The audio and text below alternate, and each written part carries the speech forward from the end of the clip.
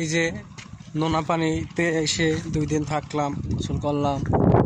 এখন প্রকৃতিতে হাঁটতেছি, অনেক ভালো হয়ে গেছি। যা করতেছি না করতে আসলে একটু হয়।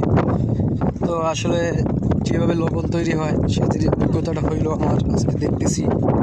তাই আসলে এই যে আমি ভিডিও করতেছি, আমি নিজে দেখতেছি না। তো রোদ, ব্যান্ডেল সব বাড়াইছি, তারপরেও আমি কিছুও দেখতেছি না। সানগ্লাস খুলেও দেখতেছি না, সানগ্লাস করেও দেখতেছি না যে আসলে কি হচ্ছে। ভিডিওই হচ্ছে, আমাকেও দেখা যাচ্ছে কি দেখা যাচ্ছে না, আসলে এরকম কিছুই বুঝতেছি না, শুধু রোদ আর রোদ।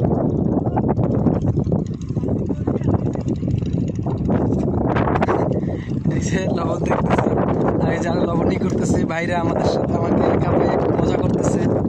যাই হোক,